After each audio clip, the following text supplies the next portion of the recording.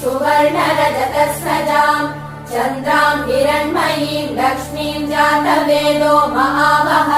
ताम् महावः जातवेदो लक्ष्मीमनपगामिनीम्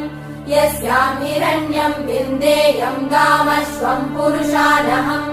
अश्वपूर्वाम् रथमद्याम् हस्तिनादप्रबोधिनी श्रियम् देवीमुपह्वये श्रीर्महादेवीर्जुषताम्